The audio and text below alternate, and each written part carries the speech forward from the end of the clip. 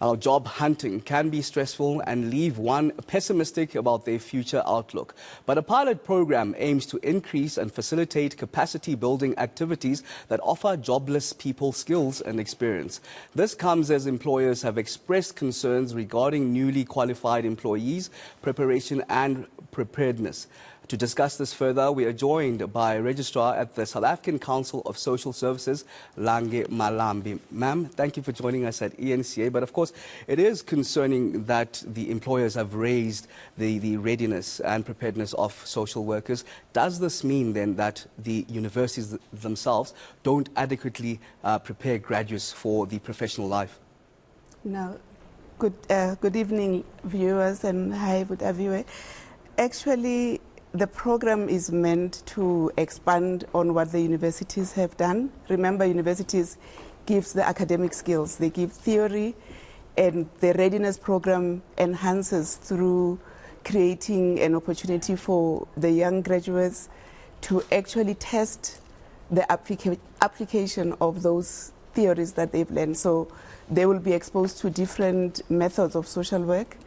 And when they have an opportunity to be placed in a host agency, they are then given an opportunity. Remember, during their 4 year of training at varsity, they have a work integrated program, which normally is 6 months. Now, in that 6 months, you're hoping that every student will have a supervisor at that institution, and they'll be given a good nurturing for them to test and integrate theory and practice. So what we seek to do with this pilot is to see whether we can actually build in a longer work integrated learning opportunity, so that when an advert goes out and they say we're looking for experience, indeed a graduate will feel confident to apply for that job and be able to compete with somebody who's been there longer in the working environment. So we're looking to enhance their critical thinking, their problem-solving skills, and also make sure that they harness their leadership qualities, because in some agencies they might be placed where the social work services or the interventions are not really rich. You have newly established NGOs who, they want social workers to be there, a child and youth care worker to be there, but they don't have the experienced social worker. Now, if a newly qualified unemployed graduates come, they have to use their creativity to see how innovative they can be to bring in their learning or the theory that they've acquired and practice and make sure that they build teamwork or team networks with other people. Collaboration is very important in social work because we don't work in isolation. So with this readiness program, we're hoping to expose them to that kind of opportunity where they would start to collaborate. We're piloting it in 4 provinces, and as they stay in the boot camp, we're calling it a boot camp because we're grounding them for a month. They're going to be staying together, forming new relationships, building a community of practice where each and every one will share, my interest is in child and youth care. Then they would look for a youth care center where they can go and harness their skills, and hopefully they will specialize in that particular field of interest. So during the boot camp, we start them, for example, with understanding what is a statutory body. A lot of the time we get complaints about council is not doing enough for us, council is not giving us jobs. So as a caring and responsive statutory body, we have studied what other statutory bodies are doing overseas, and we've shadowed some of the programs, but we've adapted it to our local needs. And we have selected a few of these graduates. It's 120. It's a mix of newly qualified and those who have qualified 3-4 years ago but were not fortunate to get a job. So we're bringing in all of them so that during the pilot phase we can understand what are the issues which universities have to emphasize more. But you mentioned you work with those that graduated 3-4 years ago. Yeah. Outside your boot camp, do you work with the NGOs or the employers to get them work when they're done with the boot camp? So how this program is going to unfold, they started on the 10th with the reorientation to theory, and we're testing them what they know, and they do lots of role play. When they finish on the 10th of December, they will be going to their communities for 3 months, they're going to be, trying to find a fit to see whether indeed I want to work in a children's center or an aged care or an older person agency or such types of service points. And after the 3 months, they come back for a debrief so that we check whether some of the issues which we have given to them and the assignments we've given them, they were able to do. Did they get the support? They check the norms and standards that we've set for them. They go to the agency, they come back with the reports that they've been exposed to.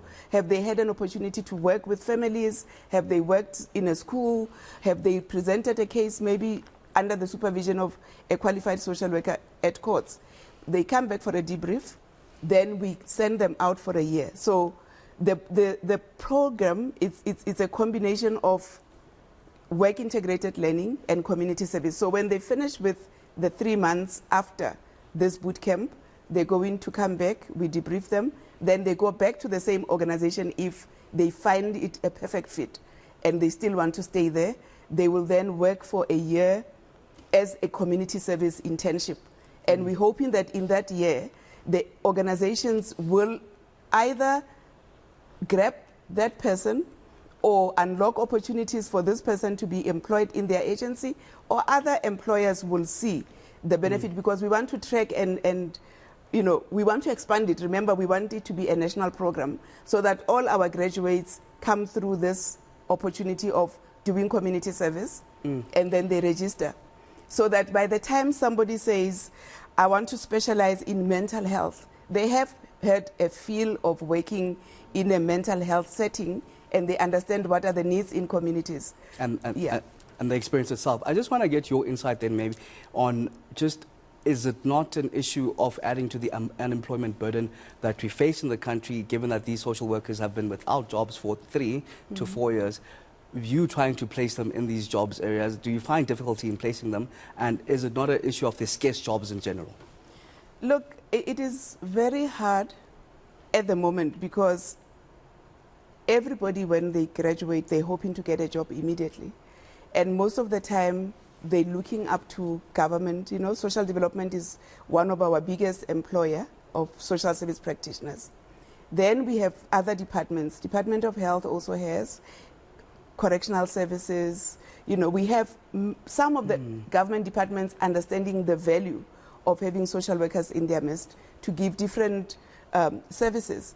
But within the NGO sector, they depend on funding for them to be able to absorb and create more opportunities for people to be employed. So we are aware as council that there are many issues which our newly qualified graduates face. You've seen recently the marches that we had to the council, people saying, we want jobs. And as a statutory body, whereas it's not our mandate, we are very concerned as well about the high unemployment rate.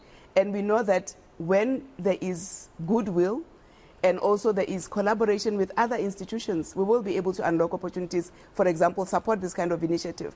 Because if we can place 120 by 2025, we would have reduced, that unemployment sketch that we're facing.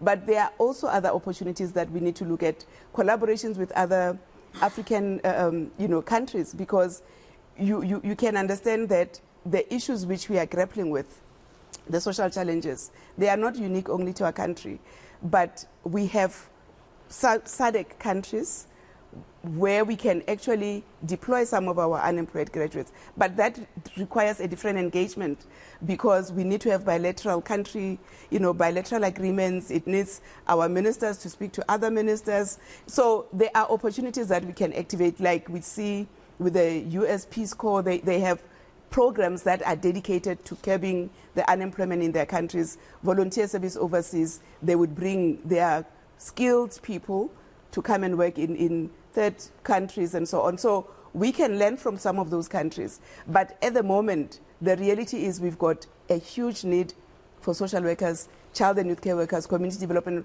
practitioners in this country.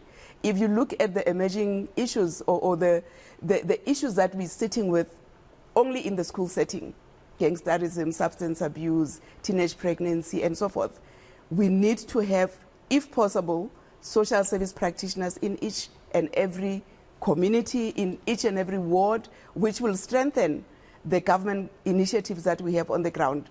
And we will not be reactive to dealing with the issues that we see, but we will have cogent programs, have all these social service practitioners in schools, at your police station, at clinics, at hospitals. Very clear need indeed. So there is a need. We just need capital fund. We need the funds, because if we don't have funding, we cannot expect people to volunteer.